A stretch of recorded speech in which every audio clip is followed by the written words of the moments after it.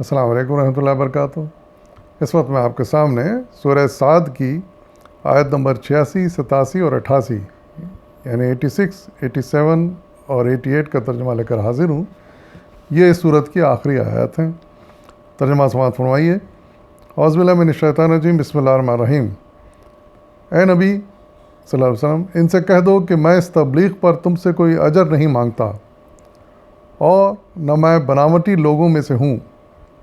یہ تو ایک نصیحت ہے تم تمام جہان والوں کے لیے، اور تھوڑی مدت ہی گزرے گی کہ تمہیں اس کا حال خود معلوم ہو جائے گا۔ صدق اللہ العظیم۔ ان آیات میں سب سے پہلے تو اللہ تعالیٰ نے حضور صلی اللہ علیہ وسلم کو حکم دیا کہ ان لوگوں سے کہہ دو، کافرین سے، مشرکین سے، اور تمہارے جو مخاطب ہیں ان کو کہہ دو کہ میں جو تبلیغ کر رہا ہوں یہ اللہ کے حکم پر کر رہا ہوں،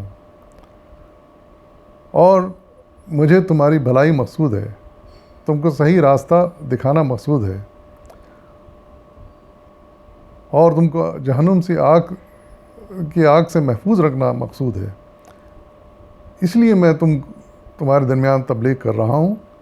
میرا کوئی ذاتی مقصد نہیں ہے، اس پر میں تم سے کوئی معاوضہ یا کوئی نذرانہ نہیں مانگتا، کسی قسم کا فائدہ نہیں چاہتا تم سے۔ اور یہ حقیقت ہے کہ حضور صلی اللہ علیہ وسلم بے غرض صرف اللہ کے حکم پر ان کے فائدے کے لیے سب کچھ کر رہے تھے، تکلیفیں اٹھا رہے تھے، زحمت اٹھا رہے تھے، محنت کر رہے تھے، ورنہ ہمیشہ سے ہی اصول چلا آیا ہے کہ لوگ بہت کم ایسے ہوتے ہیں جو اتنے خلوص سے کرتے ہیں، بے غرض یہ کام کرتے ہیں، ورنہ لوگ اس کا معاوضہ لیتے ہیں۔ مختلف مذاہب میں ان کے مبلغین اس کام کا معاوضہ لیتے ہیں، نذرانے قبول کرتے ہیں۔ یہ آج تک سلسلہ چلا آ رہا ہے۔ آج بھی عام طور سے لوگ تبلیغ کے کام کے لیے معاوضہ لیتے ہیں، کوئی واعظ کرنے جائیں، کوئی اور نیک کام کرنے جائیں، اس کا معاوضہ لیتے ہیں، نذرانے قبول کرتے ہیں۔ لیکن حضور صلی اللہ علیہ وسلم نے ہرگز کبھی یہ کام نہیں کیا، اور اسی لیے اللہ تعالیٰ ارشاد فرما رہا ہے کہ ان کو یہ بات یاد دلاؤ کہ میرا کوئی اس قسم کا مطالبہ نہیں ہے، اور نہ میری شخصیت میں کوئی بناوٹ ہے۔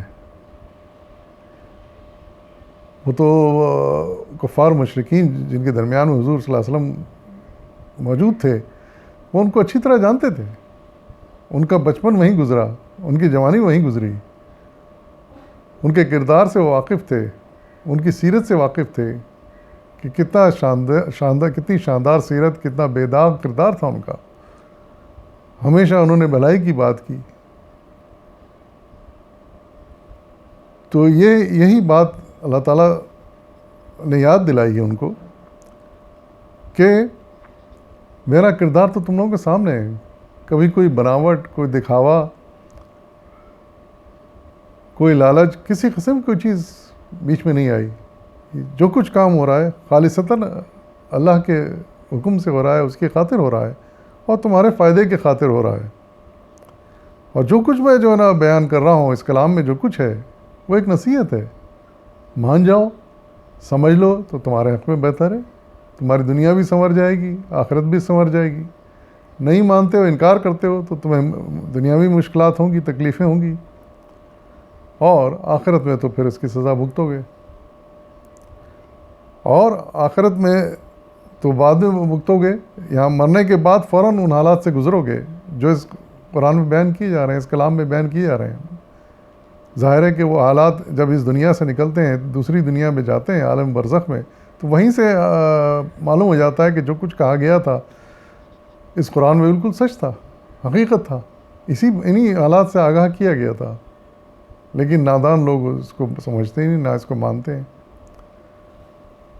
یہ مقاصد بیان کیے گئے ہیں، اور لب لباب ہے یہ اس دعوت کا، اس کا خلاصہ ہے کہ یہ دعوت کیوں دی جا رہی ہے، اس کا مقصد کیا ہے،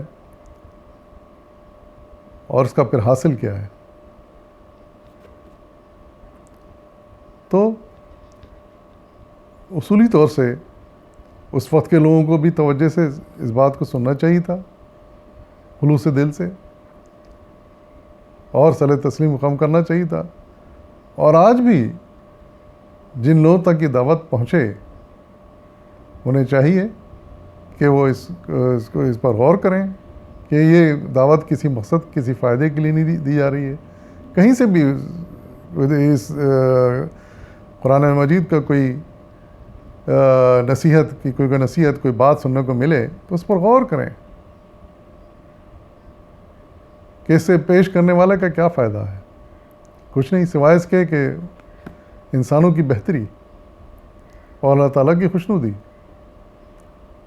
تو ایسے خالص کام کے لیے سننے والوں کو بھی متوجہ ہونا چاہیے اور اس سے مستفید ہونے کی کوشش کرنا چاہیے، جو ان کے فائدے کے لیے کی جا رہی ہیں، پہلے بھی کی گئیں، آج بھی کی جا رہی ہیں اور قیامت تک کی جاتی رہیں گی۔ اللہ تعالیٰ نے ایک ہدایت دے سب لوگوں کو کہ ان کو اس قرآن مجید کی آیات پر غور کریں۔